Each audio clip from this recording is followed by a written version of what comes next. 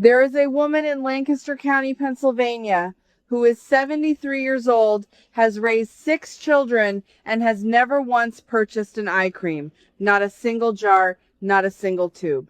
And if you look at photographs of women from her community taken decades apart, something does not add up. The fine lines are there. These are not women who escape time, but the skin around their eyes has a quality that is difficult to name, a kind of held structure. A softness that expensive products promise and rarely deliver. That is what started this. Not a beauty trend, not a laboratory. A simple question. What are they doing that we stopped doing, and when exactly did we stop? Before I go any further, if what I share on this channel speaks to you, the idea that real knowledge has been quietly sidelined, make sure you are subscribed. What I am about to tell you about this $2 mixture did not surface in a dermatology journal. It surfaced in a community that has not changed its routines in 200 years. The methods I share on this channel are inspired by traditional practices of old order Amish communities in Lancaster County, Pennsylvania, and Holmes County, Ohio. These are not reconstructed folk remedies. These are living, continuous practices in communities that exist today, right now, in rural America. I want to be precise about that from the start. Now, let us talk about the eye area, because this is where the modern beauty industry makes its most money and delivers its most disappointment. The skin around your eyes is the thinnest on your entire face. Roughly 0.5 millimeter in some areas. It has fewer oil glands than anywhere else, which means it dries faster, creases earlier, and responds more dramatically to anything you put on it or anything you withhold from it. By the time most women turn 50, they have spent years in a cycle of buying, applying, hoping, and eventually accepting that the result did not match what the packaging suggested, and then buying again. Here is the part that does not get talked about enough. The modern eye cream as a distinct product category was largely a marketing invention. In the early 20th century, women used a single, simple fat on their entire face, sometimes lard, sometimes tallow, which is rendered beef fat, sometimes a simple beeswax and oil combination. There was no segmented skincare routine. There was no eye area formula separated from a neck formula, separated from a serum, separated from a moisturizer. One preparation applied simply to the whole face. That began to shift in the 1920s and 30s, when the American cosmetics industry started professionalizing its marketing language. By the 1940s, department store counters were introducing the concept of targeted products, the idea that each part of your face required a specific proprietary solution. It was an elegant business model. More products, more SKUs, more reasons to return to the counter. In 1938, the Federal Food, Drug, and Cosmetic Act was passed, which gave the FDA authority over cosmetics for the first time. What it did not require was proof of efficacy. A cream did not have to demonstrate it worked. It only had to demonstrate it was not harmful. That gap between not harmful and actually effective is where the modern eye cream industry was built. By the 1980s, the market for targeted eye treatments had become a significant revenue segment. The word fragrance became a legal catch-all that allowed brands to include undisclosed chemical mixtures under a single ingredient label. In 1991, the FDA acknowledged that fragrance formulas could legally remain proprietary trade secrets, meaning a consumer reading a label had no way of knowing what was actually inside that word. Today, some fragrance blends contain dozens of individual compounds. The eye area, that 0.5 millimeter of thin, reactive skin, was absorbing all of it. Meanwhile, in Lancaster County, nothing changed. The preparation that Amish women in these communities have used around the eyes for generations is, at its core, 2 ingredients: tallow and raw beeswax. Sometimes a small amount of raw honey is added. That is the $2 mixture I mentioned at the start. Not because the ingredients are low quality, because in their raw, unrefined form, these ingredients are extraordinarily inexpensive. The price did not go up because there is no brand behind them. There is no packaging. There is no counter. Let me explain why this combination is not just nostalgic. Tallow, when rendered from grass-fed beef, has a fatty acid profile that is remarkably close to human sebum, which is the skin's own natural oil. The skin recognizes it. It does not sit on the surface the way many synthetic moisturizers do. It is drawn in. Tallow contains fat-soluble vitamins, specifically A, D, E, and K, in their natural form. Vitamin A in its natural state is not the same as synthetic retinol, which is the active in most commercial anti-aging products. Retinol works, but it also causes irritation, peeling, and increased sun sensitivity, particularly in the thin skin around the eyes, which is exactly why most commercial retinol products warn you against applying them to that area. Tallow does not cause that reaction. It is not an aggressive intervention. It is a restoration.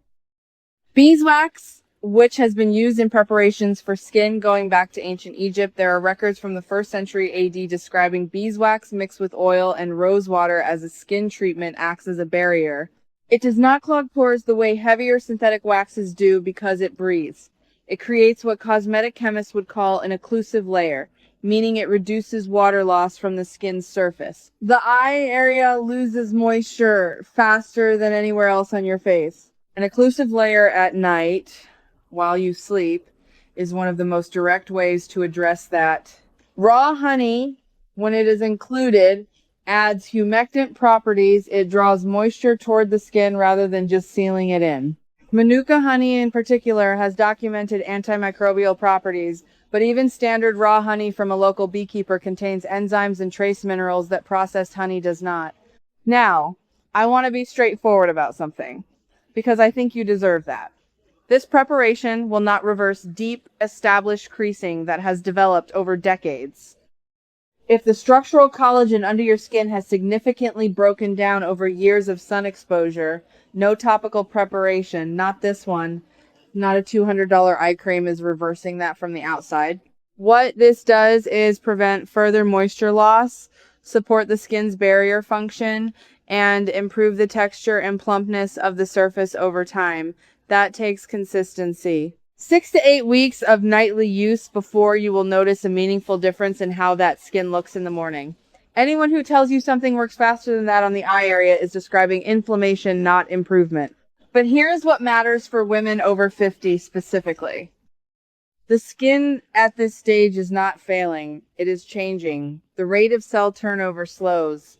Estrogen levels, which had a direct effect on collagen production and skin thickness, have shifted. What the skin needs is not aggression. It does not need to be shocked or exfoliated into submission. It needs consistent, lipid-rich support. Tallow is lipid-rich in a form the skin has recognized for as long as humans have existed. That is not a marketing claim. It is chemistry. I spoke recently with a retired home health aide from Holmes County, a woman in her mid-60s, 38 years in the field, who spent most of her working life in and around old order households. She told me she had asked an Amish grandmother once directly what she used around her eyes. The answer she got was, whatever we had. Beef fat from the kitchen, beeswax from the hives, maybe honey in winter when the skin felt tight.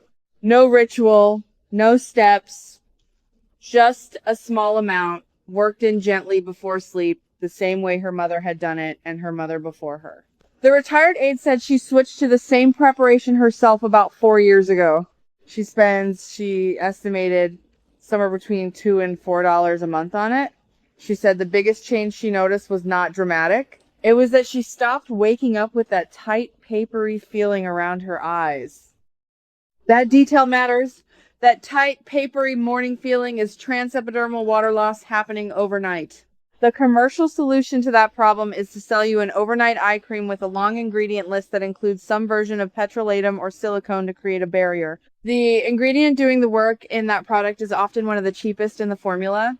The rest is fragrance, preservatives, thickening agents, and marketing. The Amish preparation cuts straight to the barrier function without the rest of it. There is a particular irony in what happened between 1970s natural cosmetics and now. In the early 1970s, there was a genuine consumer movement towards simpler plant-based preparations. Small companies were making products with short ingredient lists, but by the mid-80s, the industry had reabsorbed that movement. Natural became a label, not a standard, because the FDA has never legally defined what natural means on a cosmetic product. By 2000, the word had lost almost all informational value. By 2010, clean beauty had emerged to fill the void and immediately began suffering the same credibility problem, because again, there is no legal definition, no required standard, nothing a brand must prove to use it. The Amish did not participate in any of this. Not because they were ideological about it, because they were simply not in the conversation. They kept doing what worked. The preparation itself requires almost nothing. Rendered tallow, you can find it from small local farms or online from grass-fed sources, combined with a small amount of beeswax pellets melted together, poured into a small tin to set. Some women add a half teaspoon of raw honey.